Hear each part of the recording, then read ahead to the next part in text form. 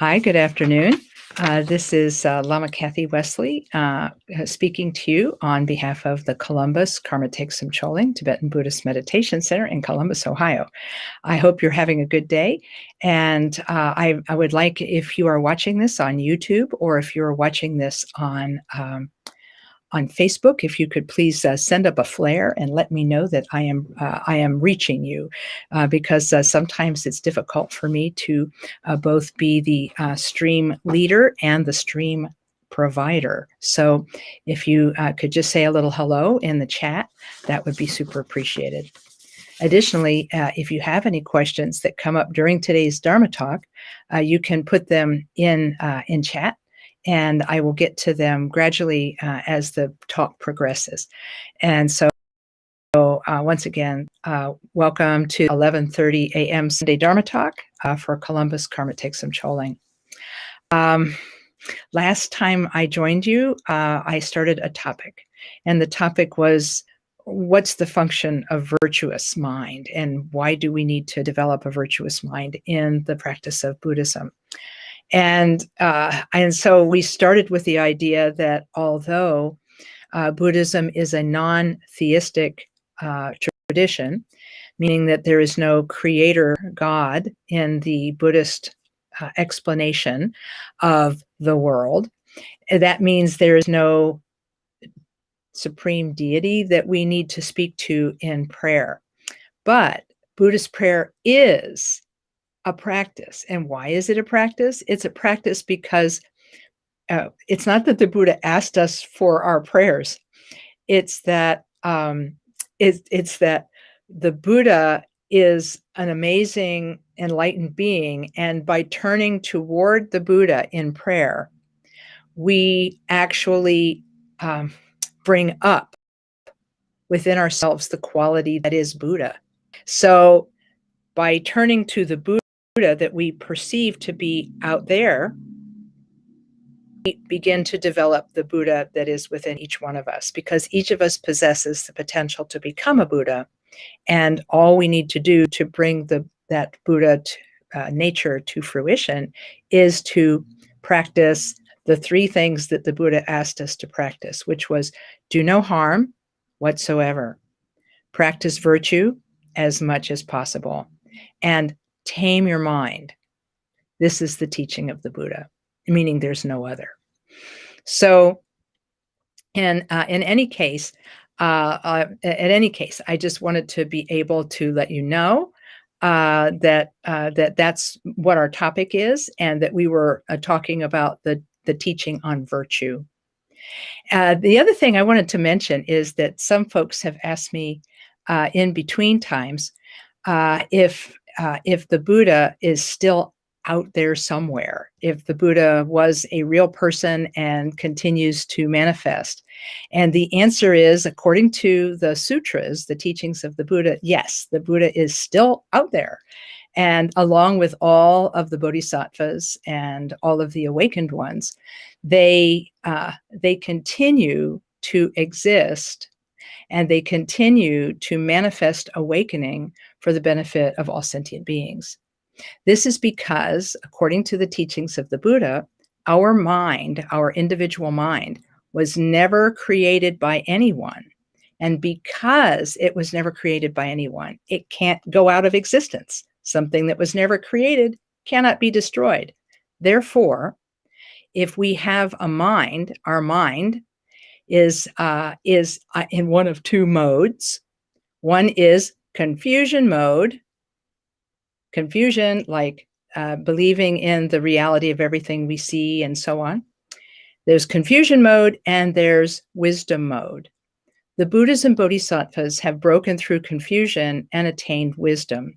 They actually experience themselves and all phenomena from the point of view of ultimate truth, meaning they see the basic empty nature of all things. Things are both empty and yet appearing. And that wisdom guides them. They call it the perfection of wisdom. That wisdom guides them to benefiting the rest of us who haven't realized that yet. This is why it is said that when a seeker, a Buddhist seeker, attains the first level of bodhisattva awakening, That bodhisattva on the first level of awakening feels intense compassion, and that intense compassion is for other sentient beings, the rest of us who haven't yet realized it. This is why our turning toward the Buddha in prayer is not a useless exercise, because the Buddha actually does exist and the bodhisattvas do exist. And by turning toward them in prayer, their example inspires us. Their example inspires us. Their awakening inspires us. And then we have the capacity to actually pursue the same teachings that they pursued, to perceive the same truths that they perceived, and to attain the same enlightenment and freedom from suffering that they did. And so thought I would add that in today, because I like to give a little bit of information about Buddhist prayer. And each of the sessions, I'm going to be talking about the accumulation of virtue. So last time I talked a little bit about the non-theistic nature of Buddhism, and that this time I talked a little bit about the fact that the Buddhas and Bodhisattvas did exist and continue to exist in our prayers. They're able to benefit us. So in any case, today I'm going to start with a short prayer, and it's a prayer of taking refuge. And then I'll talk about the main body of our talk, which is how do we cultivate a virtuous mind? We have a confused mind right now, where our mind is in confusion mode. So how do we begin to transform confusion into wisdom? And so we'll be talking about that. So here's a short prayer in English. In the Buddha, his teaching, and the order most excellent, we take refuge until enlightenment is reached. Through the merit of generosity and other good deeds, may we attain Buddhahood for the sake of all that lives. Okay, so what we're working on is a prayer, and the prayer is called the 7-branch prayer. And the 7-branch prayer is you can find a very nice copy of it in this book, The Great Path of Awakening by Jamgon Kongtrul. The translator at the back of the book, page 105 in this edition, has the complete teaching on how to accomplish virtue.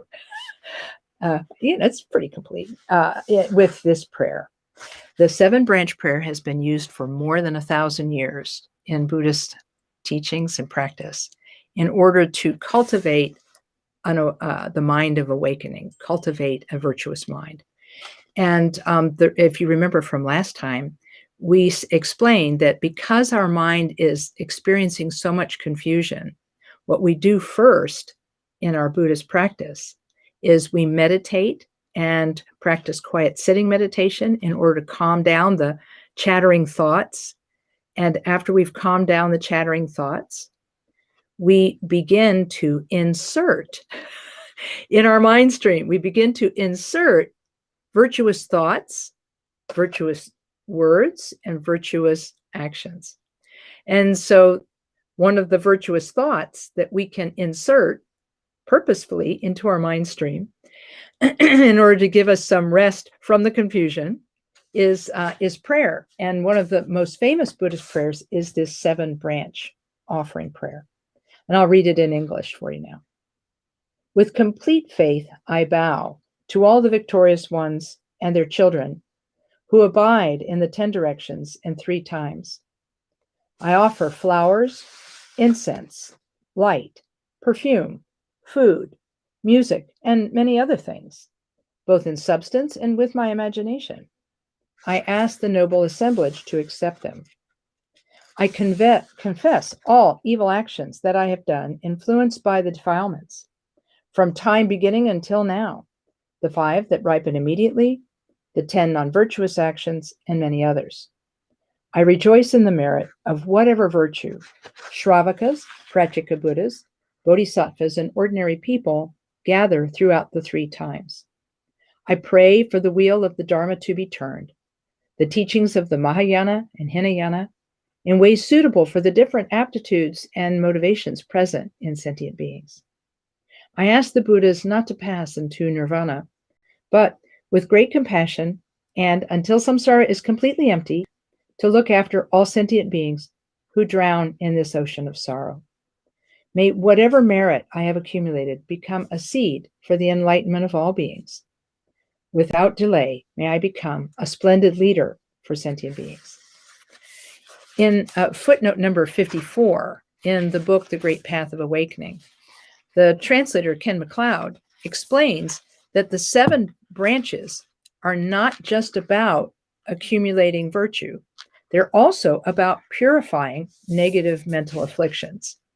And so if we look at footnote number 54 in the book, it explains how this works. The 7-branch prayer, he says, is a traditional format for Mahayana practice. Paying homage, which is the first of the 7 branches, counteracts pride. Presenting offerings counteracts greed. Acknowledging and confessing evil acts counteracts aggression. Rejoicing in the good that others do counteracts jealousy. Requesting spiritual teaching counteracts stupidity. Asking the Buddhas and teachers to remain present in the world counteracts the view of permanence. And dedicating the virtue to the welfare of others leads to the attainment of full awakening. So in this way, we review many of the virtuous things that a person can do when we recite the 7-branch prayer. In fact, I would venture to say that part of the function of Buddhist prayer is to give us, the practitioner and the seeker, to give us an outline for the path so that we can know that although we start at a place of confusion, we will end at a place of wisdom. So this prayer is a special skillful means to direct our mind toward compassion and virtue. And so today, last week, we talked a little bit about the prayer in general, but we talked about the first section, the first of the 7 branches, which was the branch of prostration or offering homage. And if you remember last time, we talked about the symbolism behind the Buddhist bow of respect. And if I can share a little bit more with you, I may have shared last week the teaching I received from Khenpo Karthar Rinpoche a number of years ago, where he said placing the hands together in this, they call it the jewel holding posture, because it's as though you're holding a wish-fulfilling jewel within your hands. And you put your hands together like this. You have like a fullness and a rich aspiration, and you touch it to the crown of your head, and you touch it to your throat, and you touch it to your heart. And then if you're physically capable, you can get down on your knees forward. You can move forward onto your knees, placing your hands flat on the ground, and then touching your forehead to the ground, and then pushing up with your hands and standing again. If you can't get down on the floor, no problem. You can merely bow from the waist after you finish the 3 salutations. Khenpo Rinpoche's meaning for this was, he said, we offer our body, we offer our speech, and we offer our mind to the Buddhas of the 3 times, past, present, and future, and the 10 directions. And that when we move forward onto our knees, placing our forehead on the floor, he said, we're saying that we are willing to work to liberate beings. And then when we get up, we think we are liberating beings. And so in this way, the bow toward holy objects like statues and paintings and so on, by making this bow, we are cultivating virtue. We're thinking, I purify my body, I purify my speech, I purify my mind, I am willing to work for the benefit of beings, and I'm willing to liberate sentient beings. So it said in the text that the function of the bow is to counteract our pride.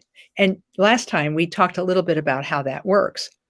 Part of the reason that we are in confusion mode is because we believe in a permanent and lasting self. And we think that everything we should do is to take care of and to benefit that permanent lasting self, that what we believe is a permanent lasting self. But if you remember from the teachings of the Buddha, his teaching on no self, it's not that we don't have a self, it's that our belief and our concept of a self is created by our mind. And so it's sort of fictional. We have experience and we have a mind, and that mind can experience itself, which anybody who's meditated knows. They experience their minds in meditation and they can actually see individual thoughts crossing the mind. But we don't experience our mind clearly. We tend to experience our mind from a place of confusion instead of a place of wisdom. And so what we do when we are bowing is we are counteracting. We are counteracting the belief that my self-concept is better than anybody else's self-concept. In other words, there's a Tibetan word for it, nga, N-G-A, nga, which means I or me. Second part of the word is jal, G-Y-A-L. Ngajal means I victorious, because jal literally means victorious. And so when we say ngajal, we're saying pride and arrogance, the negative idea that we are somehow not just separate from other people, but possibly superior to them. And how do we counteract that feeling of superiority? Because that grasping and clinging to that feeling of superiority prevents us from harboring wisdom and compassion in our life. And so how it prohibits the arising of our Buddha nature. It prohibits the cultivation of our Buddha nature and the ripening of our Buddha nature. Anything that causes our self-fixation to grow is unfortunately a problem as we try to gain freedom from fixation and suffering. So how do we counteract selfishness? By placing ourselves on the ground in front of someone who we feel is truly superior. And we feel that the Buddhas and Bodhisattvas are truly superior because they have transcended self. They have transcended the confusion mode and entered into wisdom. And the book that I'm using to explain these is a giant book, but you don't have to read the whole book. It's called Words of My Perfect Teacher, and it's by the great Nyingma master, Paul Rinpoche. And I'm reading from page 318 through 319 and so on to talk about bowing. And so I'll close out the topic of bowing by saying that he says that there's some people say, how do I know if I'm doing the wrong thing? And he actually says, if you want to know how bowing can go wrong, because if you truly offer your body, speech, and mind to the Buddhas and Bodhisattvas, you can't go wrong. But if you want to know how you can go wrong, he said, prostration is a general term. This is on page 320. Prostration is a general term describing a gesture of homage and respect. There are many different ways to do prostrations, and customs vary from place to place. However, in this case, your teacher has taught you how to do them according to the words of the conqueror, meaning the Buddha. In other words, Pacha Rinpoche has just given you an explanation. So to knowingly to prostrate in the wrong way, whether out of pride or to make it easier, is an act of disrespect. So in other words, if you want to know how you can do a prostration wrong, it's not by getting the actions wrong. It's by knowing the right actions and not doing the right actions, either out of pride, thinking I know better, or out of laziness, meaning I just want to do it the easy way. And the third way we can go wrong is not just doing it incorrectly out of pride or out of laziness, but to offer a prostration, he says, as though you were paying a tax, meaning that you just do it out of rote because it's owed, you owe it. And so he says, in other words, try not to be mindless when you offer your bow. Try not to be mindless. Try to be mindful, because if you remember, the Buddha's 3 statements were do no harm, practice virtue, and tame your mind. The 4th one was this is the teaching of the Buddha. So taming your mind is really important, because if you stay mindful and know what your body and speech are doing, you can begin to make better choices with your body and speech. So being mindful is the key to all of it. And it says also in this book that if you accomplish Buddhahood, after you accomplish Buddhahood, because of all of the bowing that you have done to the Buddhas and Bodhisattvas, that will come to fruition as the magnificence and radiance of the Buddha. You remember the story from the life of the Buddha, where after he attained awakening, he was like lustrous and shone like a majestic sun in the sky. And it came from paying homage to the Buddhas of the past. So the second of the 7 branches is called offering, and that is the antidote to greed. So Pantra Rinpoche in his text explains that when you have a shrine with holy objects in it, you can't see the very top level of my shrine, but there's a whole set of Buddha images on the top shelf of my shrine. When you offerings in front of your images, he says, make as many offerings as your resources permit. That's time and money. You may have some nice offerings that you can make, but you don't have time to make them.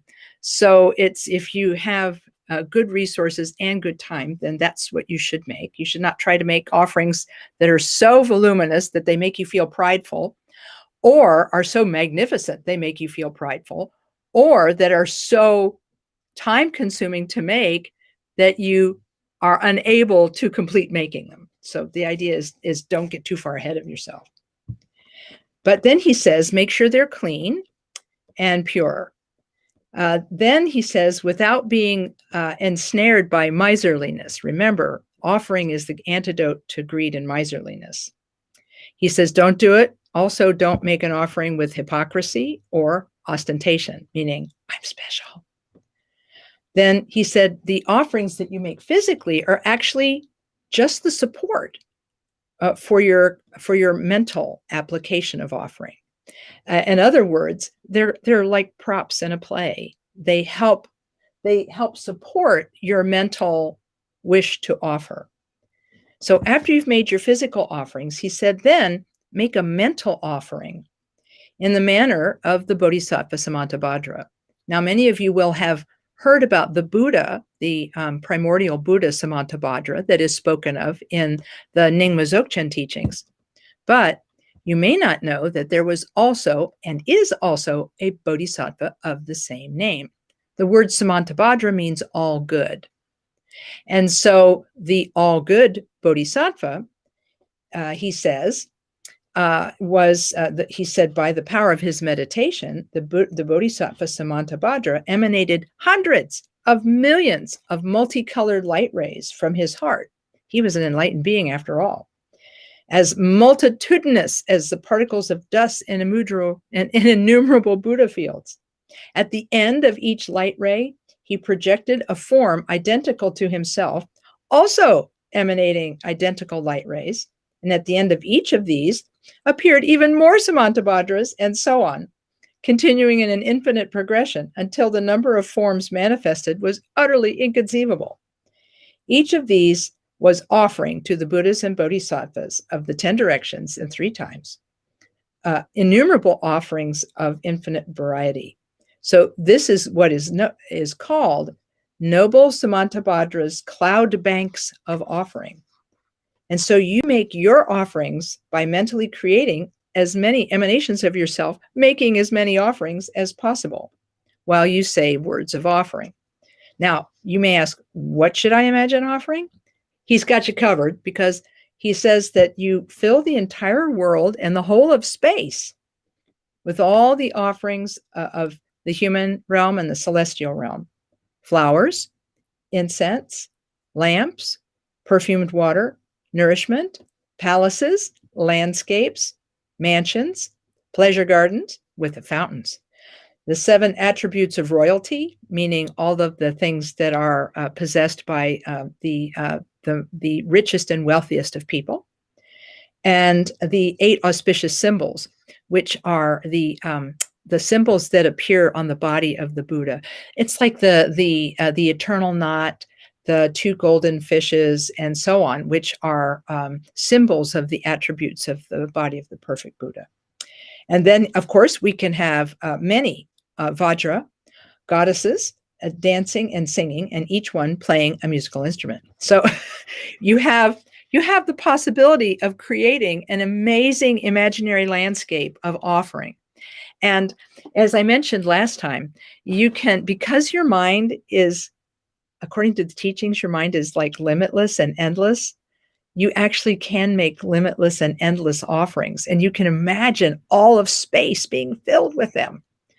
And so this is the way to accomplish offering, is to set out physical offerings if you can, and even if you can't, to then make mental offerings that fill all of space and that match your vast and limitless mind.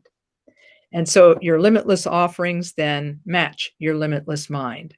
And that helps you to cultivate an attitude of offering. And additionally, you can say words. And again, in the 7 branch offering, he says it goes, both physically arranged and mentally created offerings. With these, I offer everything in the universe as one vast gesture of offering. So when we recite the 7 branch prayer, we can pause and think that we have offered all of these things to the Buddha, the Dharma, and the Sangha. And then Paul Rinpoche concludes his section on offering by saying, whatever we have the power to offer, the Buddhas and Bodhisattvas have the power to accept. So he says, mentally take all of the wealth that has no owner in all the human and celestial realms throughout the universe and make an offering of it. Then manifest as much as you can with your imagination and offer that too. You can accumulate exactly the same merit in this way as you would if all of those things were your real possessions. You never need to think that you have nothing to offer. In other words, you can offer everything, including the beauty that you see and so on. And in fact, he says, whatever you or others have, or whatever you see, let your first thought be to offer it to the 3 jewels, Buddha, Dharma, and Sangha, and the root and lineage teachers. Mentally take whatever you find beautiful as you pass by, even pure flowing water or fields of flowers, and mentally offer it to the 3 jewels, thus perfecting the accumulation of merit and wisdom in the midst of your daily activities. Khenpo Karthar Rinpoche also, and I may have shared this last time, he also said that when you receive something new, maybe you purchase something for yourself or are given a gift, you can mentally offer it to the Buddhas and Bodhisattvas for the benefit of beings, and then imagine that they return it to you for your own personal use. So that's a way to make use of the items that you buy at the store or receive by Amazon or whatever. You can think of offering all of these things, as mundane as they may be, to the Buddhas for the benefit of others. The third of the 7 branches is the confession of harmful actions, and we'll cover this briefly today. And this, by the way, the confession of harmful actions is the antidote to aggression, because, as you know, we have the Buddha said we commit a lot of negative acts by reason of the 3 mental poisons, which is attachment, aversion, and ignorance. And so far, the 7 branch prayer has put out the way to counteract some of those negativities right away.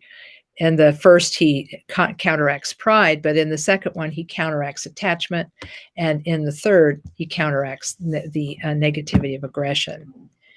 He says, confessed by first calling to your mind these things.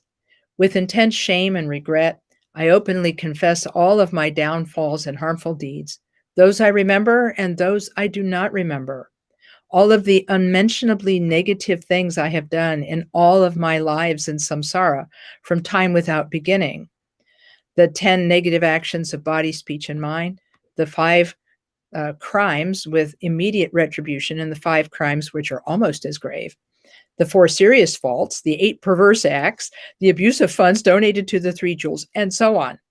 From now on, I will never repeat those misdeeds. This is a quotation from one of the longer versions of the 7-branch prayer. And so in previous chapters, he explains what all of those are, the 4, the 10, and so on. Just for today, I'll talk about the 10 non-virtuous actions and their 4 counterparts, the 10 virtuous actions. But I'll get to those in a second. So then he says, then you think that by making this confession, that you cover what are called the four powers of confession. You put the Buddhas in front of you, thinking that you're relying upon the Buddha as the focus for your confession. Number 2, you recall and regret the wrongs that you've done. Third, you make the resolution not to repeat them. And fourth, you recite the liturgy that goes with it. If you don't know a liturgy, it's okay. Just use whatever words you can think or say that convey reliance on the Buddha, regret for the wrong, resolution not to repeat. And so that will be that will satisfy the 4 parts of a confession. And Khenpo Karthar Rinpoche and Paltar Rinpoche also says that if you think that by doing this, you are purifying all of the negativities that you have placed in your mind stream by doing negative action. See, when you do a negative action or a positive action, you place an impression in your mind stream. And that mind stream, that impression in your mind stream, or seed, if you want to call it that, karmic seed, eventually comes to fruition as an experience down the line. And so when we confess negative actions, we are honestly looking at ourselves and saying, I've done things that I am not proud of. I have done things I regret, and I will come in front of the Buddhas and purify them by relying on the Buddha and so on. And I'm getting a phone call. I'm not able to take it right now, but it's like, I should have turned my phone off, shouldn't I? Oh my, maybe that's a good thing to do. There we go. Is that one of the 10 non-virtuous actions? No, I think that's one of the 10 or 15 or 20 mindless actions. Okay, so and so with this, with these, with the confession, we're confessing both the things that we know we've done and the things we do not know that we've done. And so in that way, all of our negativity is symbolically and really given up. Part of the reason that these negative actions and habits stay with us is because we repeat them over and over and over again without regretting them. And so Khenpo Karthar Rinpoche has said that by confessing our negativities to the Buddha, because the Buddha is really the best witness for our confession. So by confessing these to the Buddhas, we are removing any rejoicing that we might have had for the negativities that we've done, and begin to move into a feeling of acknowledging the damage we've done and beginning to make amends for what we have done to harm others or ourselves in the past. And so this is how we remove the karmic seeds or karmic impressions that we have placed in our mind stream. Khenpo Karthar Rinpoche once said, the one good thing about bad karma is that it can be purified. So,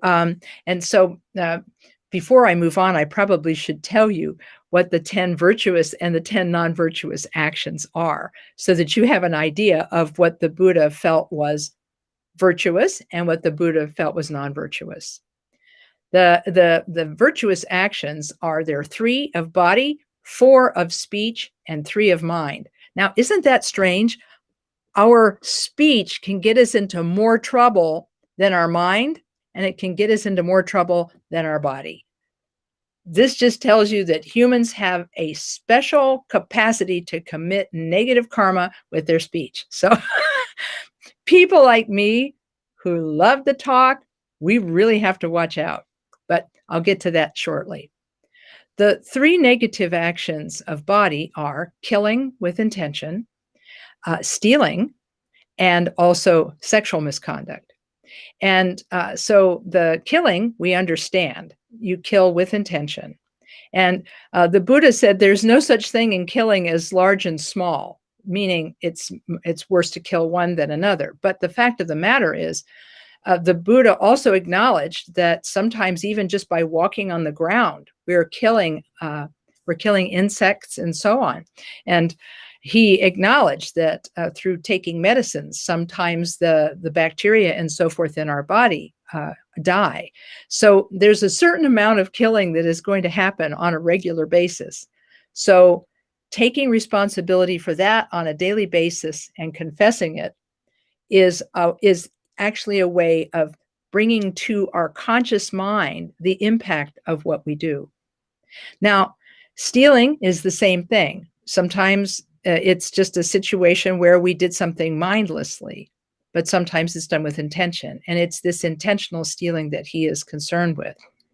And then finally, sexual misconduct has to do with people who have taken vows of celibacy, they're breaking those vows, or those who have taken vows of marriage and have broken those vows. Otherwise, there are all types of sexual misconduct, but the main ones that we are concerned with are the ones that deal with sexual misconduct where it affects those we have made promises to.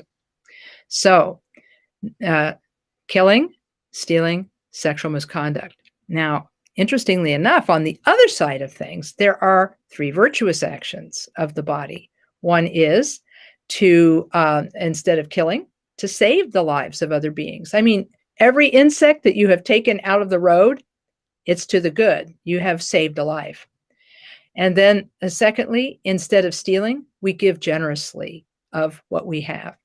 And then finally, instead of sexual misconduct, we try to keep a good sexual conduct so that we don't harm ourselves or others with sexual expression. So these are the three non-virtuous actions of the body and the three virtuous actions of the body. Now, those four of speech, I'm not going to give them in the proper order, but lying is the first one. The second one is divisive speech, where we use words to divide groups of people. There's chatter and idle gossip. And finally, there is I guess you could say, specifically harsh words to create pain in the mind of the person hearing them. So once again, lying, divisive speech, idle gossip and chatter, meaningless chatter, and then finally, harsh speech. If we do these things, it creates a negative habit within us that comes to fruition as suffering.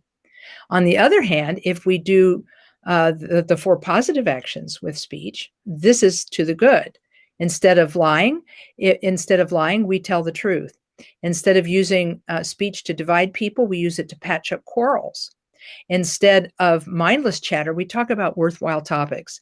And then finally, instead of harsh speech, we try to use gentle and meaningful words to benefit others. So in this way, we can both confess our negative actions of speech. And then finally, the three negative actions of the mind are to bear ill will against others, to hold what are called wrong views, such as the idea that there is no such thing as karma and people can do as they wish. And then finally, I guess you could say the last one, let's see, ill will. I'm going to have to look it up. So that's really funny. I did forget that last one. So let's see if I can bring it back. Ill will, is the first thing you can do that's negative. Second is wrong views. And the third one is forgotten. Maybe it's forgetting. I'll have to look that one up and let you know. So the opposite, maybe I can think about it from the opposite point of view.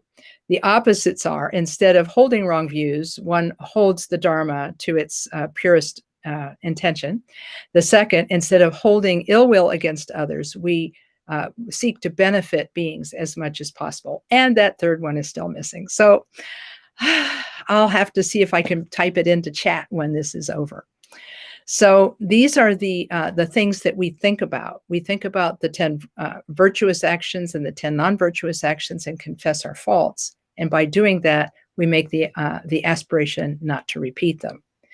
And so in this way, we both purify the negative karma that we've accumulated in the past, and we rejoice in the positive karma that we have accumulated, and so on. So I think what I'm going to do is I'm going to introduce the next of the branches, the fourth branch, which is rejoicing, the antidote to jealousy. And I'll get started with this, and then I'll finish it next time. And then hopefully we'll finish the rest of the 7 branches next time around. Rejoicing profoundly and sincerely at the turning of the great wheel of Dharma, set in motion by the Buddhas for the benefit of beings. So that's the first thing we would rejoice in. Rejoice and profoundly and sincerely at the fact that the Buddha has even taught, and that he has benefited beings through his teachings. And then Patrul Rinpoche also recommends that we rejoice at the vast, powerful activities of the bodhisattvas and the positive actions of beings, those that are meritorious and those that lead to liberation. Rejoice at whatever good you yourself have done in the past, are doing at present, and are certain that you will do in the future. And then he says, use the words from the prayer, I rejoice at all good actions included in the 2 truths, the relative truth and the ultimate truth. And so he says the benefits of rejoicing this way are infinite, really, because one of the most, that's the 10th one. The 10th, the 10th negative action, which is the action of mind, is jealousy and covetousness. In other words, you want what somebody else has. Ding!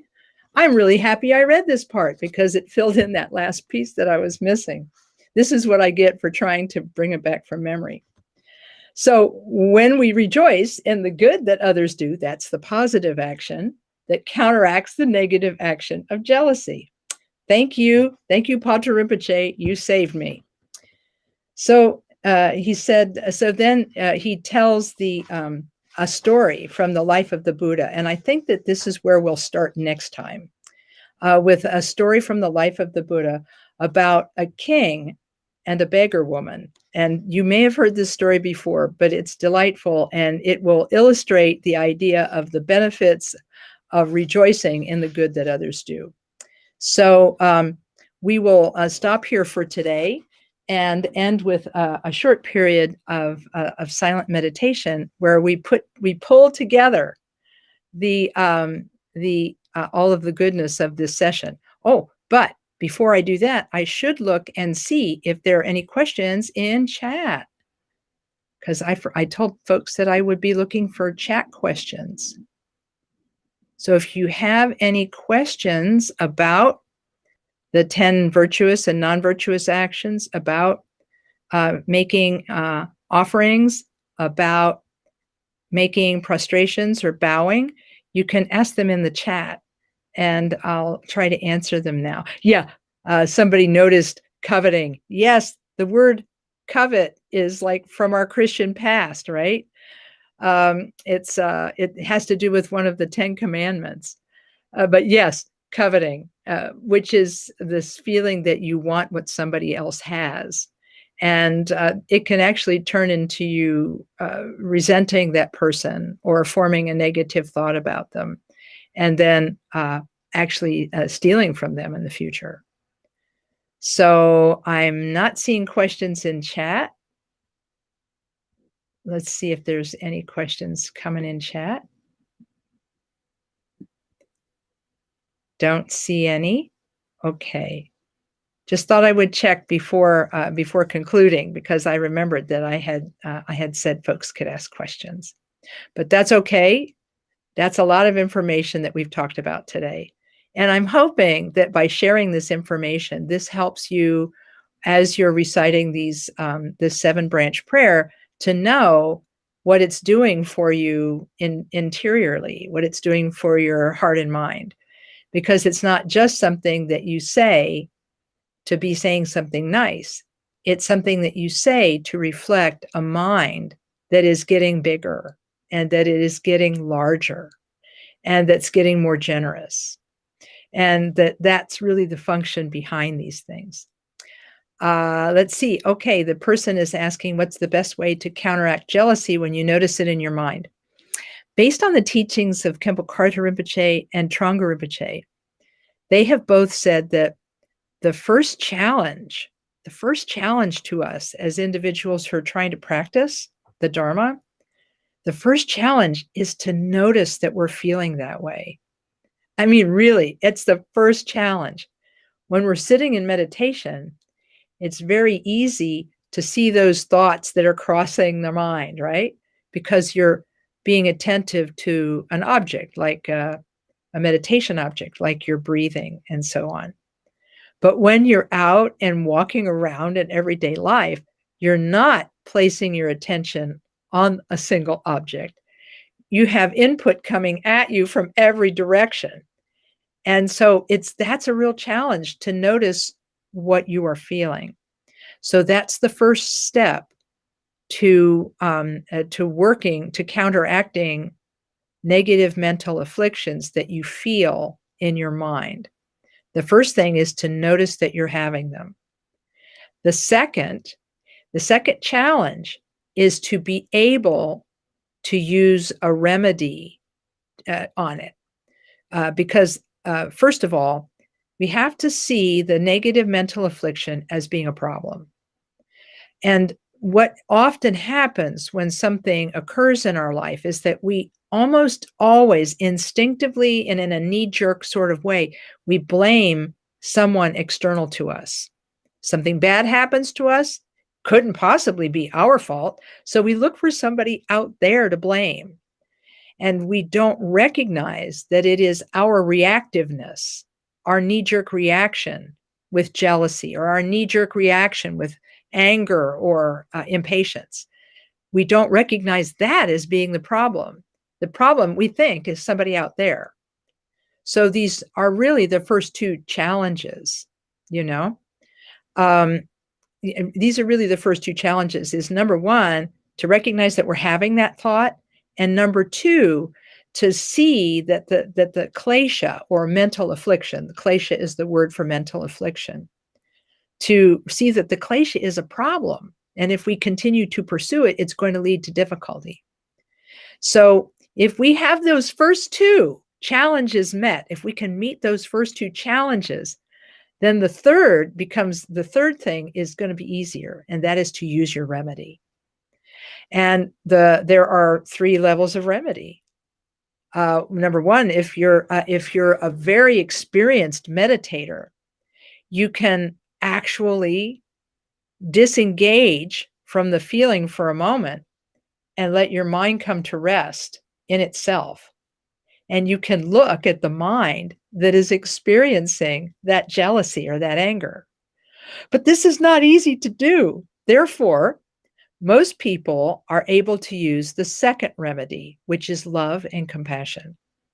So when you feel jealousy, or when you feel anger or attachment or whatever, there's a formula that's given in this book, The Great Path of Awakening, and where it says, I am feeling, and then you fill in the blank, angry, or I am feeling jealous.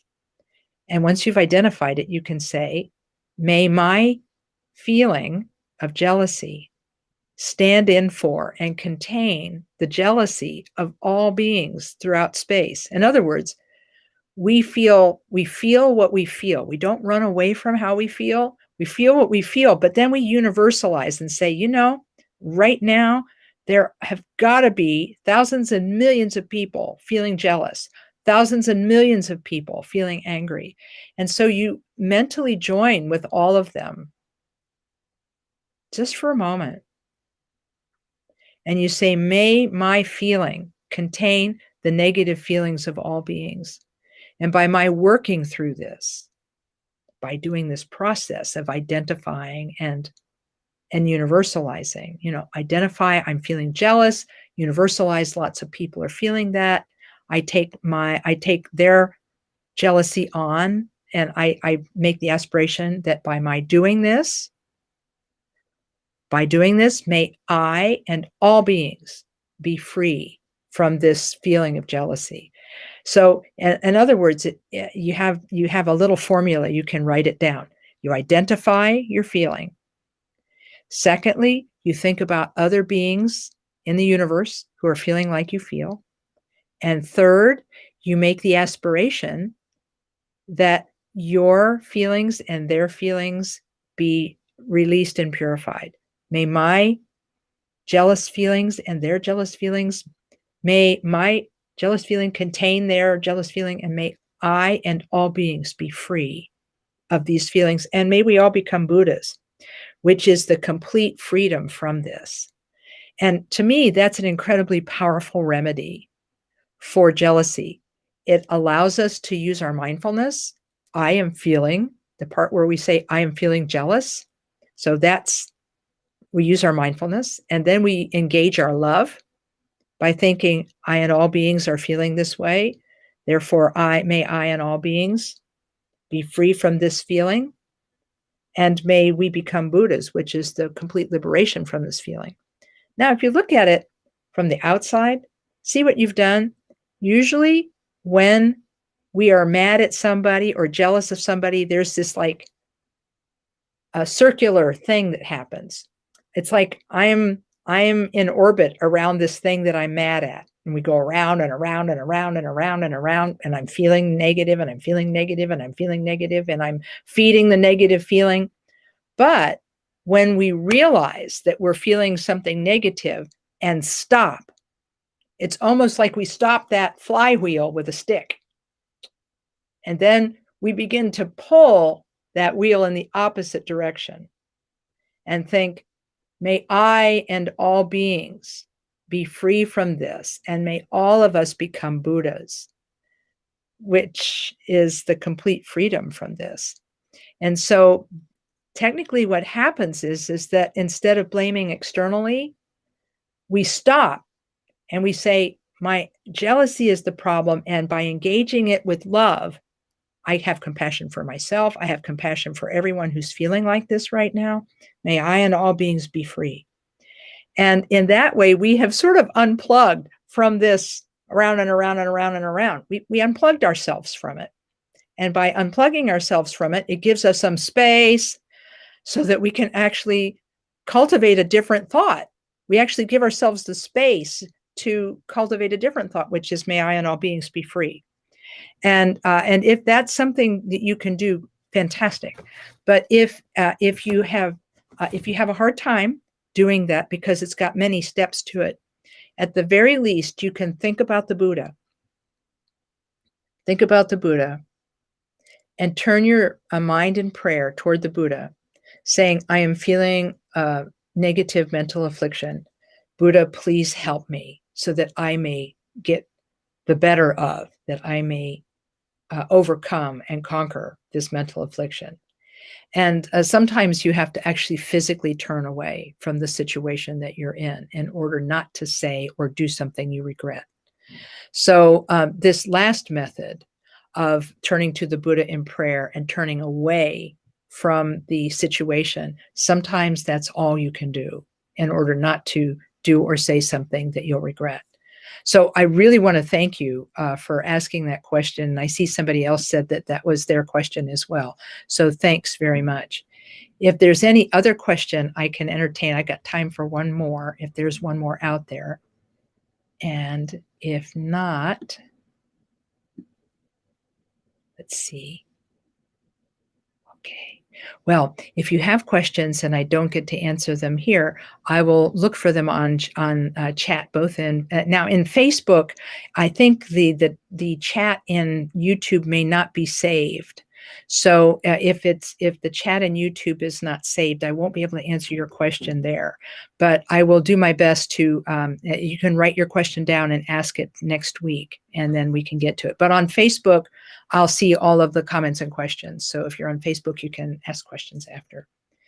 Let's dedicate the goodness of this session to all sentient beings, and make the aspiration that all beings everywhere are free from suffering, come to happiness, and then to Buddhahood. And coming to Buddhahood, may they emanate in all directions and benefit sentient beings endlessly. By dedicating our merit in this way, may all beings become Buddhas now and in the future.